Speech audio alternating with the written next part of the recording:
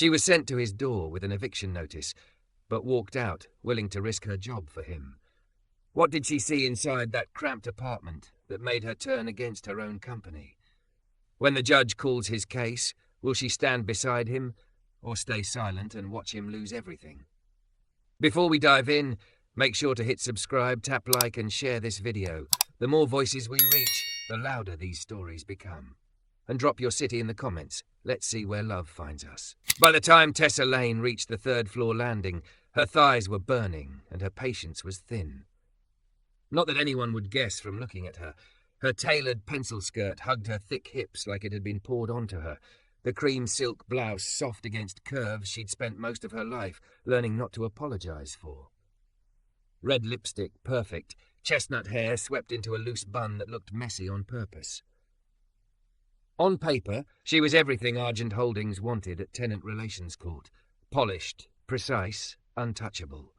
Right now, she felt like a fraud. The hallway of Mapleview Apartments smelled like old carpet, boiled spices and the faintest trace of bleach. The view in the name was a lie. The only view was of another tired brick building across the alley. Light flickered from a buzzing ceiling fixture, stuttering over peeling paint and a crooked exit sign. Tessa stopped in front of 3B. Someone had tried to make the door pretty. Faded blue paint, a tiny wreath of fake eucalyptus leaves, a brass 3B screwed in at a slight angle. Below the peephole, a child's drawing was taped up. 3 stick figures under a lopsided sun, the words "Me plus Dad" scribbled in purple crayon. Her stomach dipped. This was the part she hated, the small details that made everything feel less like work and more like breaking and entering into somebody's life. She looked down at her tablet. Final notice, non-payment. Tenant Jordan Cole. Her instructions: confirm occupancy, serve physical notice, photograph interior for condition report, log interaction in the system. 4 neat bullet points that said nothing about what it did to a person to watch someone's world tilt. Tessa drew in a breath, lifting her hand to knock. Her fingers hesitated just long enough for the self-disgust to flare. You're a professional, Tess. Do your job. She knocked. 3 firm raps.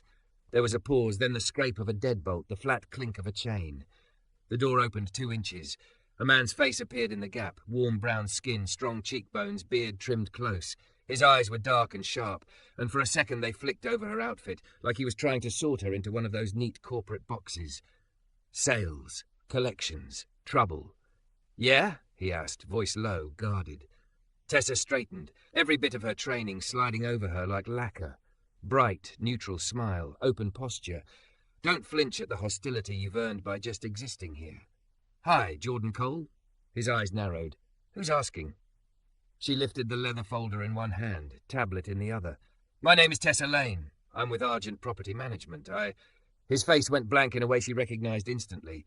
Not confusion, impact. He shut the door, the chain scraped. For a beat. She thought he might lock it again, pretend he wasn't home, pretend she hadn't seen his eyes change. Then the door swung open fully. He was taller than she'd realized, filling the doorway in a faded black t-shirt and grey sweatpants. The shirt clung to his chest and shoulders, not gym pretty, but work strong, lived in. A tattoo peeked out near his collarbone, script she couldn't quite read. Just say it, he said, crossing his arms. You're here with the paperwork. There it was, that mix of anger and resignation she saw in court sometimes, but fresher, rawer. Tessa swallowed, feeling the words scrape the back of her throat. I'm here to serve a final notice, she said quietly. They filed for eviction. I need to. A small shape darted from behind his leg. Daddy, you said we were going to finish the puzzle. The little girl skidded to a stop when she saw Tessa, her big brown eyes going round. She couldn't have been more than 6. Tight curls pulled into 2 puffs, t-shirt with a superhero logo a size too big, socks but no shoes. She clutched a puzzle piece in her fist. Tessa felt something in her chest just tilt. The girl looked up at her father. Who's that? Jordan's jaw flexed. For a heartbeat, he looked like he might lie. Go back to the table, Maya, he said instead, voice gentle. I'll be right there. But Maya. He didn't raise his voice, but the weight in it worked. The girl huffed, threw Tessa one last suspicious glance that felt far too adult, and padded back into the apartment. The doorway felt suddenly smaller, the air tighter. Look, Jordan said, turning back to Tessa. You've got a job. I get it. But I already talked to someone from Argent 2 weeks ago. They said they'd review my case. They said I just had to wait for an email. Tessa shifted, heat crawling up her neck. I can't speak to what they said on the phone. I just have what's in the system. She opened the folder, slid out the printed notice and held it out. His eyes dropped to the paper, then back up to her face. You personally going to throw us out? He asked. The question hit harder than it should have. I don't make those decisions, she said. I'm just the messenger, he finished, bitter. Right. Her gaze flicked over his shoulder despite herself. The apartment beyond him was small but clean. A card table in the living room covered in a half-finished jigsaw puzzle, a couch with mismatched pillows, a laundry basket full of folded clothes. In the corner, a stack of cardboard boxes, some labelled books, kitchen, Maya's room, as if he'd already started packing for a future he didn't want. A future she was now the face of. I'm required to confirm interior condition, she said, hating how formal her voice sounded. Photos only, no personal items. It should only take a few minutes. He laughed once, humourless. Of course you are. He didn't move. The notice stayed limp in her hand, like neither of them wanted to be the one to take it. Behind him she heard Maya humming under her breath, pieces of a song drifting through the stale air. Mr. Cole. Jordan, he cut in. If you're going to help kick me out, at least use my name. Guilt pricked deeper, sharp and insistent. Jordan, she echoed, softer. If there were any other way. His eyes flashed. Is there? The question landed between them like something heavy and breakable. Tessa opened her mouth to repeat the lines she'd been trained to say. Payment plans are handled by the main office. You can contact legal aid. I'm just the liaison. But the words felt thin. Useless. She thought about the email from her boss that morning. Open quote. Argent's done coddling delinquent tenants. We're being measured on speed of vacancy turnover now. You don't get emotionally involved. Document, serve, move on. Close quote. Don't get emotionally involved. Tessa looked at the boxes again, at the half-finished puzzle, at the little crayon drawing on the door. Something inside her shifted, almost audibly. I don't decide who stays, she said slowly, but I can document what's actually happening here. If they missed something in your file, sometimes that matters. He studied her like he was trying to see past the blouse and the lipstick and the corporate lanyard. You really believe that, he said at last, sceptical. I want to. Silence stretched. Behind him, Maya called, Dad, the sky piece goes on top. Jordan closed his eyes briefly, like he was weighing something heavy in his hands. When he opened them again, some of the hardness had cracked. You come in, he said, stepping back. You take your pictures, but you're not just going to write down non-compliant tenant and walk away. You want to know what happened. You're going to actually listen. Tessa nodded before she could stop herself. Okay. She stepped over the threshold, the apartment swallowing her up with its warm, lived-in clutter. The door shut behind her with a soft click that sounded inexplicably like a promise she had no idea how to keep. As Maya peeked up at her from the puzzle table and offered her a piece, You can help if you want. Tessa realized something she'd never said out loud in 6 years at Argent. For the first time, she didn't just feel like the messenger. She felt like she was about to pick a side. Maya's puzzle piece was a corner of sky, blue bleeding into the suggestion of clouds. She held it up to Tessa like an offering. You can put this one, she said, little nose wrinkling with importance. Tessa's throat tightened. I have to do a few things first, sweetie, she managed. But I'll help if there's time. Jordan watched her with his arms folded, leaning against the doorframe between the tiny hallway and the living room. Go on, he said. Do what you need to do. It sounded like permission and accusation all at once. The apartment wasn't big enough for secrets. Kitchen, living room, 2 doors that had to be bedrooms. The walls carried every sound. The hum of the fridge, Maya's off-key song, the clatter of puzzle pieces. Tessa opened her tablet, fingers a little clumsy on the screen. I'm required to photograph the unit's condition, she said, hating how stiff her own voice sounded. Mostly walls, fixtures, not personal stuff. Walls don't live here, Jordan said. We do. He didn't try to stop her, though. He stepped aside, watching as she turned in slow circles, angling her camera at baseboards and windowsills. The place was worn but clean. A plant on the windowsill clung to life, leaves drooping but determined. A backpack hung by the door, one strap fraying. There were no holes punched in doors, no broken cabinets, no signs of problem tenant in the way Argent classified people. Just the quiet erosion of life lived on the edge. "You said they'd review your case," she said, keeping her tone as neutral as she could. "What happened?" Jordan huffed air through his nose, something like a laugh without the humour. "Depends who you ask." "I'm asking you," she said. He studied her for a beat, like he was checking if she actually meant it. Then he nodded toward the cluttered coffee table. "Can I show you something?" "Of course." He moved aside a stack of colouring books and pulled out a worn folder. When he opened it, Tessa saw neat rows of stapled papers, pay stubs, printed emails, payment confirmations, letters with Argent's logo at the top. "This is 3 months of me trying to play by the rules," he said. "I drive for the city, school routes. Got in an accident last year. Wasn't my fault, some guy ran a red. Messed up my shoulder. Light duty for months, hours cut." "I'm sorry," Tessa said quietly. He shrugged, but it was sharp. "It happens. I picked up weekend shifts at the warehouse. Did whatever. Fell behind a little. Then I get this letter." He flipped to a page, slid it toward her. "Says I qualify for a hardship plan. Said if I made partial payments on time, they'd hold off on eviction." Tessa scanned the letter. It was Argent's standard hardship template. She'd emailed some of these herself. "You signed and sent it back?" He pointed to the bottom. His signature was there, large scrawled but legible. Date stamped. "Set up autopay on the portal like they said," he went on. "First month went through. I got the email. Second month they changed the portal. I log in and my balance is double. Call support. Get bounced around 6 people who all say something different. One of them tells me, 'Don't worry, it's a system glitch. Just keep paying.'" He pulled out a printed email. Tessa read the highlighted line. "Your account is currently under review. No further action required at this time." Her stomach sank. "You got this before the first eviction notice?" "Yeah." His jaw clenched. 2 days later, I get a letter saying I've failed to comply and I'm in default."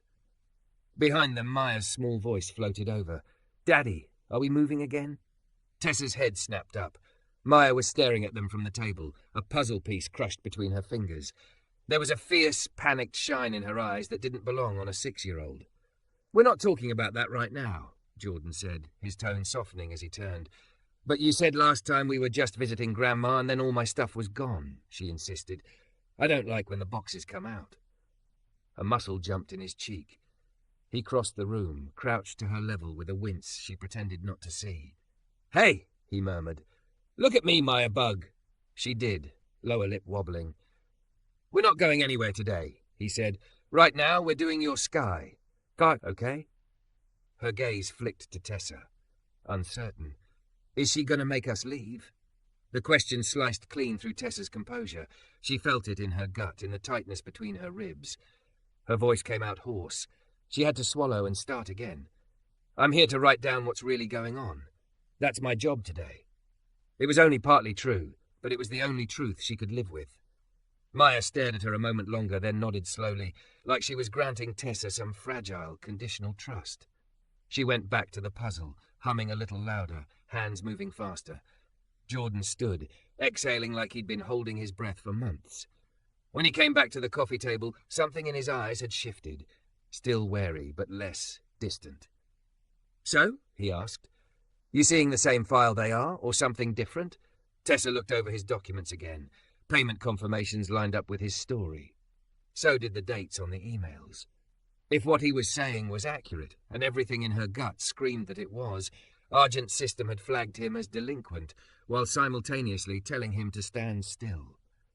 "This shouldn't have gone to eviction this fast," she said, almost to herself. "There's a hold period for hardship cases. If the account's under review, it's supposed to be pulled out of the auto-evict queue." "Auto-evict." He repeated the phrase like it tasted foul. "Nice." She winced. "That's not the official name, but it's close." He studied her again, slower this time. "You look like you've never set foot in this building in your life," he said finally. "But you also look like you're not lying to me. So which is it, Miss Lane? Are you one of them or not?" The word "them" hit harder than she expected, carrying boardrooms and bar graphs and men in slim suits who'd never ridden a bus that wasn't chartered for an off-site. I work for them, she said. Her gaze drifted to Maya, then back to him. But I know what it feels like to have someone knock on your door with this. She tapped the eviction notice with one manicured nail. The memory rose sharp and unwanted.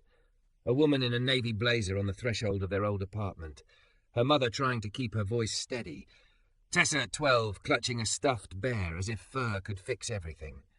My mom and I lost our place when I was a kid, she heard herself say. Different company, same language, non-payment, failure to cure, vacancy turnover. We slept in my aunt's dining room for 6 months. Jordan's expression shifted, barely, but enough. The anger didn't vanish, but it was joined by something else. Curiosity. Maybe the faintest edge of reluctant understanding. So why the hell work for them now? He asked. Because it paid well. Because she was good at it. Because she'd promised herself she'd be the one on the side with power, just once.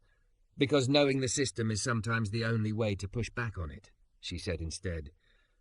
If I can show there was an error in how your case was handled, they have to at least slow this down. Slow it down, he repeated. Not stop it. I can't promise what I can't control, she said softly, but I can promise I won't just disappear after I file this report. The words surprised her. They hadn't existed in her mind before they came out of her mouth. But once said, they lodged in her chest like a vow. Jordan exhaled, some of the tightness in his shoulders easing. What do you need from me? Copies of everything, she said. Emails, payment receipts, and permission to note in my report that you're in an active hardship plan and that you've been told conflicting things by our support team. He barked a humorless laugh. You have my full permission to write that your support team sucks. She couldn't help it. A small smile tugged at the corner of her mouth. I'll phrase it diplomatically. He gathered the papers, moving around her in the small space. Every time he brushed past, she was hyper-aware of how close they were, the warmth of him, the faint scent of soap and something like engine oil. It was absurd to notice any of that right now, with an eviction notice on the table between them. Absurd and human and confusing. When she had what she needed, she slid the official notice across to him. Legally, I still have to give you this, she said, but I'm going to flag your file before it hits the judge's docket. If I can get someone higher up to look at this, maybe we can. Higher up like who? My manager, she said, and legal if I have to. You'd do that? Yes. She met his eyes and for once didn't look away. I can't undo what's already in motion, but I can make noise about how we got here. He held her gaze a long time, like he was measuring the weight of those words. Okay, Tessa, he said finally, using her first name like they were on the same side of something. Go make noise. As she left, Maya ran to the door and pressed the puzzle piece into her hand. For you, the little girl said, so you don't forget our sky. Tessa stared at the cheap cardboard triangle, soft from handling. I won't, she whispered. Hours later, back in Argent's gleaming glass office, that same piece of puzzle sat next to her keyboard as she pulled up Jordan's file. The contrast made her eyes ache. Here, everything was polished steel and white marble. There, it was chipped paint and eucalyptus wreaths. On her screen, his account looked nothing like the folder on his coffee table. A red flag blinked next to his name, chronic non-compliant. Fast-track eviction. The hardship plan was logged but tagged incomplete documentation. No note about the email telling him not to act. Her stomach knotted. Someone had uploaded the letter and never checked the right box. One missed click, and a man and his daughter were being swept toward the curb. She pulled up the internal chat and typed a message to her manager. Evan, open quote, need to discuss tenant Jordan Cole, Mapleview 3B. Serious discrepancies in hardship handling. Eviction process may violate our own policy. Requesting hold. Close quote. Her cursor hovered over send. Outside her glass cubicle, the city glittered. Inside, her reflection in the window looked like a stranger in a cream blouse and red lipstick, and a body that filled the chair in ways the dress code barely tolerated. The woman in the glass lifted her chin. Tessa hit send. Almost immediately, the 3 dots appeared, Evan typing. Her heart thudded. Whatever he was about to say, she knew one thing for sure. She was no longer just the messenger. She'd chosen a side. Evan's reply popped up almost instantly. Open quote, we don't have bandwidth to babysit one-off sob stories, Tessa. File the standard report. Fast track stays. Mapleview is scheduled for portfolio optimization. Don't get sentimental. Close quote. The words made her cheeks burn. Her fingers tightened around Maya's puzzle piece until the cardboard bent. She typed before she could talk herself out of it. Open quote. This isn't a sob story. Hardship letter was issued. Tenant complied. System flagged him due to our own process failures. Policy 7.3 says hardship tenants are exempt from auto-evict while under review. We violated that. Close quote. She hit send. Heart pounding. A longer pause this time. Then, open quote. Even if that's technically true, reversing it creates precedent. Mapleview's being emptied for renovation and resale. We're not walking that back for one driver with a kid and a messy folder. Close quote. The casual cruelty of it made her stomach twist. One driver with a kid. Like Jordan and Maya were line items. She stood up. The decision came with emotion, as if her body had decided before her brain caught up. She crossed the bullpen, heels sharp against marble, and walked straight into Evan's glass-walled office without knocking. He looked up, eyebrows lifting. Tessa, this better be urgent. She shut the door behind her. She was aware of how she looked. Thick curves in that cream blouse and pencil skirt, filling the small space, lips red, eyes sharper than usual. For once, she didn't care who was watching. It is, she said. You're about to illegally evict a hardship tenant, and you know it now. He leaned back, the picture of managerial calm. Careful with words like illegal, he said. We're operating within our rights. Rent hasn't been paid in full for 3 months. Because we told him to stand still, she shot back. There's an email from our own account saying no further action required. There's a logged hardship plan. There's a portal change nobody explained. You can't invite someone into the maze and then blame them for the walls. Evan sighed. Look, Tess, you're good at your job, great even, but you're also soft-hearted. It's part of the brand. His gaze flicked over her hips, her chest, her expression, and she felt that old familiar flash of being reduced to curves and tone. He went on, oblivious. You get invested, and that's fine up to a point, but there's real money on the line with Mapleview. I need you to be a professional, not a public defender. Being a professional doesn't mean ignoring our own policy, she said. If this goes to court and the tenant brings those emails, it won't just be about Mapleview. It'll be about our process. You think the judge won't ask how many other cases look like this? That landed. His jaw tightened. What exactly are you proposing? He asked. Halt the fast track, she said. Reclassify from chronic non-compliant to hardship under investigation. I'll draft an internal memo admitting error and recommending a revised payment plan instead of eviction. If legal signs off, we avoid a fight. If they don't, she drew a breath, then I'll testify to what I saw. His eyes sharpened. Testify. If this goes to court and they subpoena internal handling, she said, keeping her voice steady even as her pulse thundered. I won't lie, and I won't forget that email existed. Silence pressed in, heavy as the glass around them. Out in the bullpen, phones rang, keyboards clacked, lives were rearranged in calendar slots. Inside the office, it felt like the air had gone thin. You'd put your job on the line for this? Evan asked at last, incredulous. I'd be putting my job on the line if I helped cover it up, she said. This way, at least I like the person I see in the mirror. They stared each other down. For a second, she thought he might fire her on the spot. Instead, he pinched the bridge of his nose and swore under his breath. Fine, he muttered. I'll flag the account for temporary hold. 48 hours. You get your memo done by end of day, and you do not, under any circumstances, encourage this guy to sue us. Clear? Relief hit her so sharply it almost made her sway. 48 hours is something, she said. Thank you. Don't thank me, he snapped. And don't make a habit of this, Lane. We're not a charity. She left before he could see the way her hands were shaking. Back at her desk, she pulled up a blank document and started typing. By the time the office lights dimmed for evening, the memo was done. Dry, precise, devastating.